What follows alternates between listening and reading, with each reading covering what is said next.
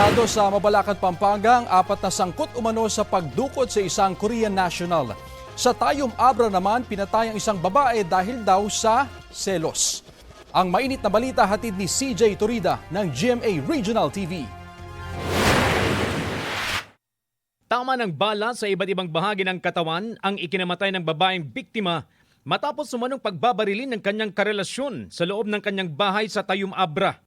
Ayon sa pulisya, selos ang motibo sa pamamaril sa biktima na may kapansanan sa pagsasalita. Kaya't may kumasar nga maikan ti hostisya ta. Paglalo ka kasjeti kinatao da nga kakabalay.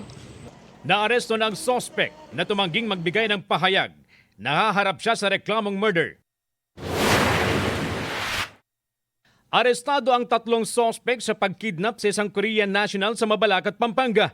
Ayon sa pulisya, dinugot ng 2 lalaki at 2 babae ang biktima sa barangay Mabiga habang kunwaring binebentahan ng sasakyan. May nag-report na certain Korean national sa Mabalacat Police Station na allegedly may bibilhin siyang sasakyan. And then nung nakita niya ng sasakyan, kinuha siya ng 2 lalaki at saka 2 babae. And then sa pilitan sinakay sa sasakyan, kinidnap. And then naiwan yung kasama niya. Yun na nga yung nagsumbong sa police station. Humingi pa raw ang mga sospek ng 100,000 pisong ransom sa kapatid ng Koreano.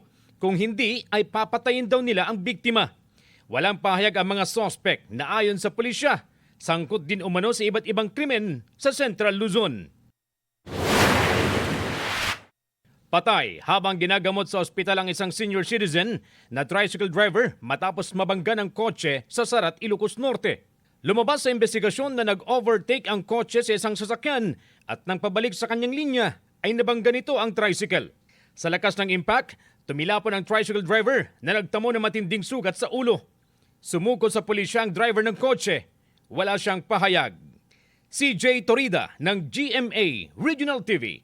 Nagbabalita para sa GMA Integrated News.